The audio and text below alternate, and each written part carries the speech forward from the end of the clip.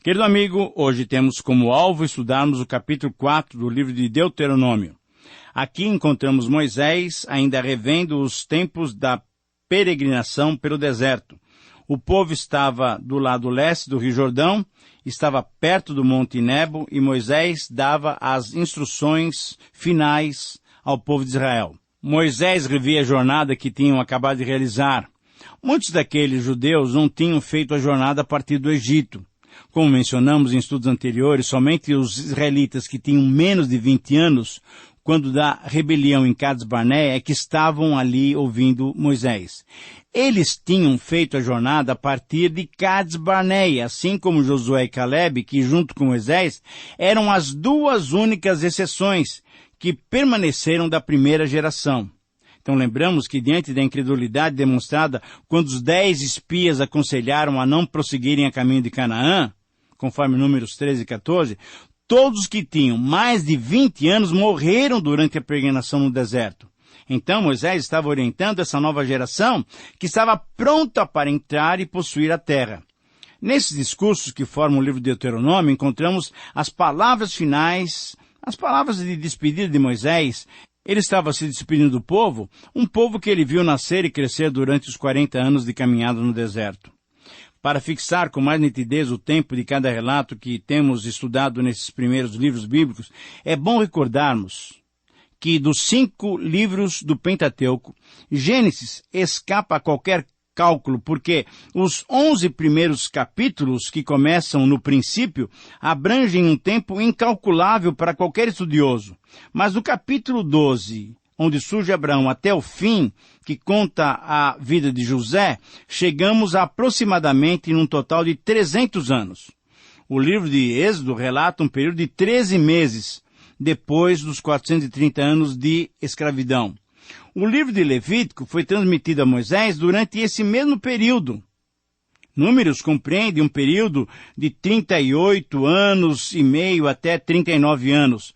E esse livro agora de Deuteronômio abrange um período de aproximadamente 40 dias, conforme Deuteronômio 1:3. Moisés então estava orientando esse povo a respeito da grande responsabilidade que eles tinham diante de Deus. Moisés estava enfatizando muito nesse livro 2 virtudes que devem andar juntas, o amor e a obediência. Muitos cristãos, por desconhecimento do conteúdo do Deuteronômio, pensam que não é possível que o amor seja um dos grandes temas desse livro. É um livro do Antigo Testamento, mas é o que vemos aqui em Deuteronômio. Nós vamos verificar exatamente isso. Nós encontramos uma grande ênfase no amor e na obediência. Deus ama o seu povo e por isso o seu povo deve ser obediente e a ele deve amá-lo também. Quer dizer, a obediência do povo é resposta do amor de Deus para com eles. Deus os ama e eles devem amar a Deus e obedecê-lo. Nesse capítulo 4, em que Moisés está falando à nova geração a respeito dessa responsabilidade, nós podemos ter como título a obediência humana, a resposta ao amor divino. E como resumo de todo o texto, podemos perceber essa proposta, esse princípio que deve dirigir as nossas vidas. A obediência em resposta ao amor divino é o que se espera do verdadeiro povo de Deus. Eu repito essa frase, ela é muito importante, é o princípio que surge no capítulo 4. A obediência em resposta ao amor divino é o que se espera do verdadeiro povo de Deus. E quando analisamos todo esse capítulo, encontramos 7 razões para que essa obediência seja comprovada. Prove o nosso amor a Deus. 7 razões para essa obediência que prova o nosso amor a Deus. Então, a primeira razão para obedecermos é que o juízo de Deus é um juízo destruidor. Nos versículos 1 a 4 nós encontramos essa afirmação. Se Israel quisesse viver, entrar e possuir a terra que Deus lhe dava, deveria cumprir todos os mandamentos do Senhor. Versículo 1. Deveriam ser fiéis à sua palavra, nada acrescentando ou diminuindo do seu conteúdo. Versículo 2. E como exemplo nítido do qual ainda se lembravam, conforme do versículo 3, Moisés recordou a essa segunda geração a punição que experimentaram os 24.000 homens que se envolveram sexualmente na idolatria a Baal Peor, conforme o capítulo 25 de Números. Aquele castigo era o exemplo máximo de que a desobediência traria destruição, enquanto que a obediência traria bênção a todo o povo. Talvez alguns dos que estavam ouvindo as palavras de Moisés tiveram seus pais mortos naquela ocasião, mas os que obedeceram a Deus, os que permaneceram fiéis, agora podiam testemunhar. Eles estavam vivos e prontos para atravessar o Jordão rumo à Palestina, rumo à terra prometida. Precisamos aceitar de vez a verdade de que a obediência a Deus, além de provar o nosso amor a Ele, sempre nos traz bênçãos e a boa mão de Deus sobre nós. Peçamos a Deus que Ele mesmo nos capacite a obedecê-lo. A segunda razão para obedecermos é que as leis de Deus trazem sabedoria e justiça nos versículos 5 a 8. Destacam-se aqui algumas palavras no versículo 6. Porque isso vos será a vossa sabedoria e o vosso entendimento perante os olhos dos povos, que dirão, certamente esse grande povo é gente sábia e inteligente. Ora, esta era a vantagem que Moisés mostrava aos israelitas da segunda geração. A sabedoria, a inteligência, a maturidade, a sobriedade e o conhecimento eram frutos da obediência à lei divina. O contato próximo, íntimo com Deus, versículo 7, que estava sempre disposto a atender um pedido, era algo especial, não experimentado por nenhuma outra nação. A presença divina, simbolizada pela coluna de fogo e pela nuvem, dava a Israel a garantia de se conduzir sabiamente pelo deserto. E essa comunhão e essa sabedoria eram derivados dos estatutos e juízos justos de Deus, conforme nós vemos no versículo 8. É um privilégio termos um Deus assim. É um privilégio termos um Pai assim, que está sempre próximo de nós, que é sábio e que é justo em seus juízos. Temos que usufruir dessa sabedoria e dessa comunhão que Deus mesmo permite que tenhamos ter com Ele. A terceira razão para obedecermos é que a aliança firmada com Deus deve ser preservada conforme os versículos 9 a 14. Como um pai que iria deixar os seus filhos, ou como um pastor que iria deixar a sua congregação, o seu rebanho, as suas ovelhas, Moisés recorda então, com a segunda geração, as experiências maravilhosas que tinham tido com Deus. Nesses versos, ele relembra-lhes a ocasião em que estiveram diante do Senhor, em sua poderosa manifestação no Monte Horebe, quando todo o monte tremia e fumegava, conforme nós lemos lá em Êxodo 19. Quando a aliança foi estabelecida entre Deus e Israel, eles tiveram essa experiência impressionante e marcante. E é interessante notarmos o que Moisés destaca como os fundamentos dessa aliança. As palavras do Senhor e a invisibilidade de Deus, pois Deus é Espírito. E foi a partir dessa ocasião que os 10 mandamentos se constituíram como a diretriz para Israel. Se a antiga aliança era tão importante e deveria ser respeitada a todo custo, muito mais a nova aliança deve ser obedecida por todos nós cristãos.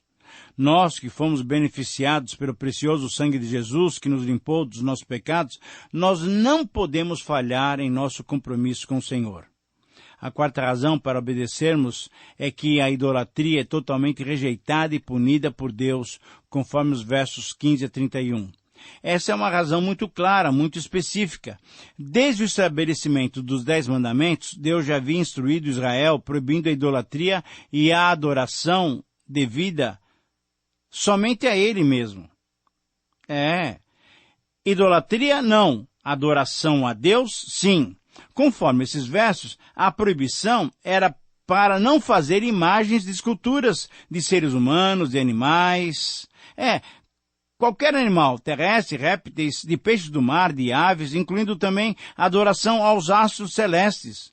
Nos versos 21 e 22, Moisés recorda-lhes mais uma vez que não entraria na terra prometida por causa deles, e também por isso, por não terem mais os seus conselhos e advertências, os israelitas, então, não poderiam se esquecer da aliança firmada com Deus. Por quê?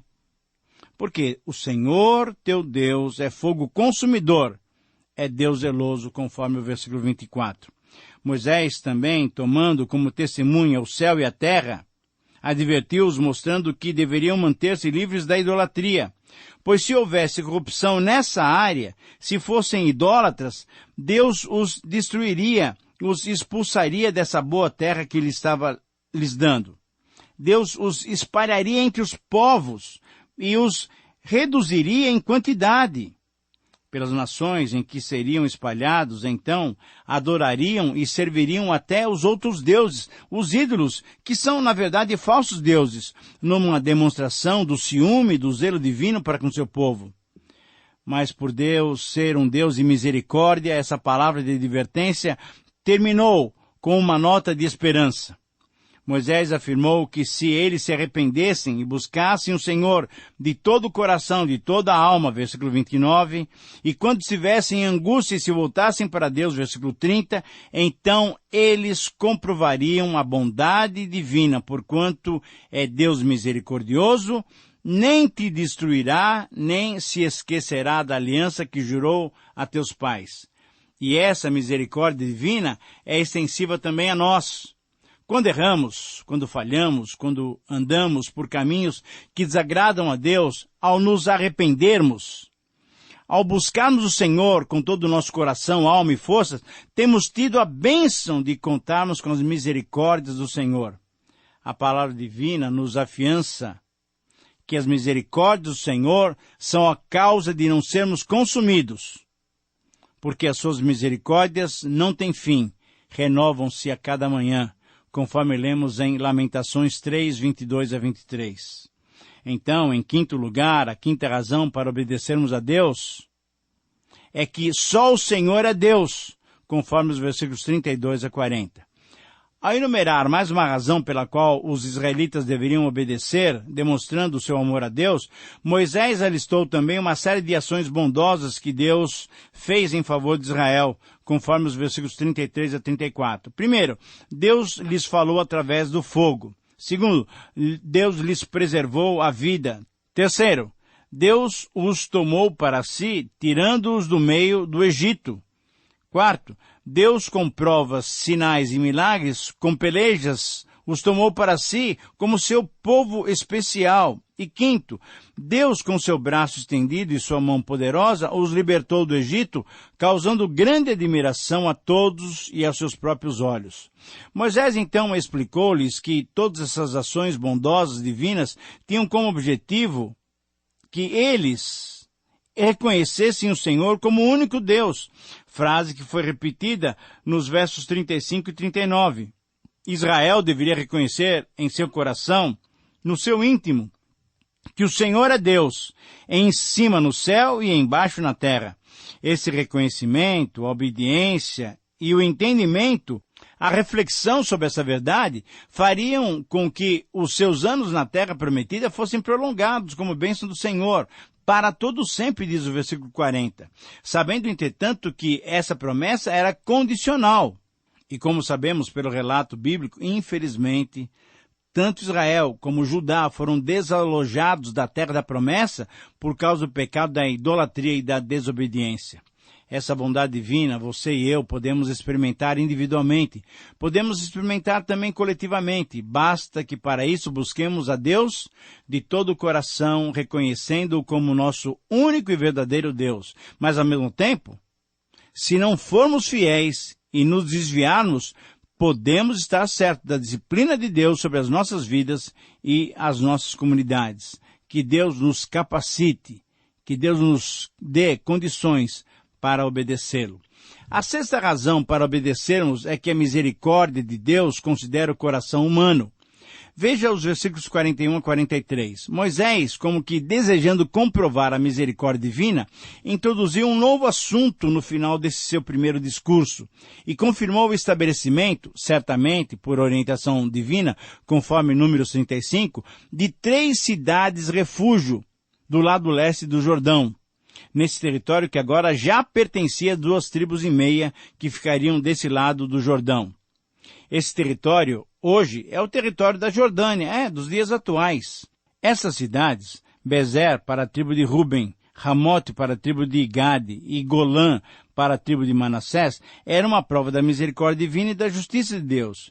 No versículo 42, temos a razão ou a motivação do estabelecimento dessas cidades de refúgio, para que se acolhesse ali o homicida que matasse involuntariamente o seu próximo, a quem dantes não tivesse ódio algum, e se acolhesse a uma dessas cidades e vivesse. Ora, fica claro aqui por essas palavras que, ao estabelecer essas cidades de refúgio ou de asilo, a lei mosaica estava prescrevendo a possibilidade de um procedimento jurídico formal, onde haveria julgamento com direito à defesa para aquele que, acidental e não intencionalmente, matasse alguém.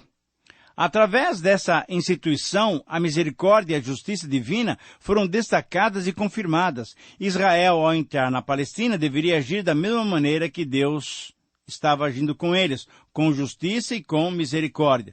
Ora, sabendo que só Deus conhece a motivação do nosso coração, sabendo que só Deus conhece a intenção do coração do homem, todos nós somos desafiados a não julgar-nos precipitadamente, conforme o Senhor Jesus nos recomendou em Mateus 7, 1 a 5, mas nos entregarmos a Ele que julga retamente, entregando também a Ele aqueles que nos feriram.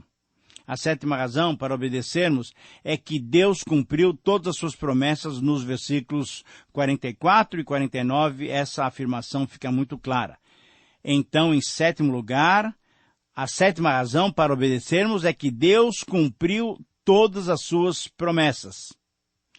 Muito bem, essa 7ª razão, você deve se lembrar, é a 7ª razão para que essa obediência que nós devemos a Deus prove o nosso amor a Ele. Você se lembra daquela frase que eu disse bem no início do programa? A obediência em resposta ao amor divino é o que se espera do verdadeiro povo de Deus. E agora, então, temos a 7ª razão para que essa obediência comprove o nosso amor a Ele. Deuteronômio chega ao final desse capítulo mostrando o início do 2º discurso de Moisés. Nessas palavras introdutórias, de fato, encontramos mais uma razão de obedecermos a Deus como prova desse nosso amor a Ele. Deus tinha cumprido todas as suas promessas a Israel. O que ele tinha prometido a Abraão, Isaque e Jacó estava prestes a se concretizar. Israel estava a um passo de entrar e conquistar e estabelecer-se em Canaã. Se considerarmos a vida de Abraão por volta de 2000 a.C., aproximadamente 600 anos tinham se passado desde que a promessa tinha sido feita. Mas agora ela estava se concretizando. As expressões, esta é a lei, 44, e estes são os testemunhos e os estatutos e os juízos, no versículo 45, conforme Thompson, a palavra lei indica o ensino que eram as instruções gerais.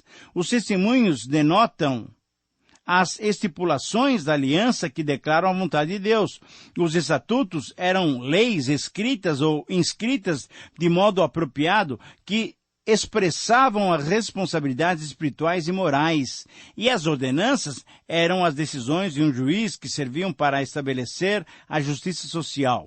Ora, todas essas designações demonstram como Deus fora minucioso em dar a Israel uma legislação detalhada e adequada para saber se conduzir na sua nova terra. Diante de tantos detalhes relativos aos cuidados de Deus para Israel, para que Israel vivesse da melhor maneira na Palestina, todos nós, nos dias de hoje, nós somos desafiados a confiar as nossas vidas totalmente a Deus, sabendo que Ele cumpre as suas promessas e sempre tem o melhor para todos nós. Querido amigo, em todos os detalhes desse primeiro discurso de Moisés, visto nesses 2 programas, foi possível constatarmos o cuidado e o desvelo de Deus por Israel. E por tudo isso, uma pergunta que normalmente é feita necessita ser bem respondida, se é que você já não fez aí em sua mente. Deus amava mais Israel do que as outras nações? Eu vou repetir a pergunta. Deus amava mais Israel do que as outras nações? Certamente, em nossa finitude, não conhecemos a mente, os desígnios e os propósitos divinos que são infinitos. Porém, é possível compreender que o privilégio de Israel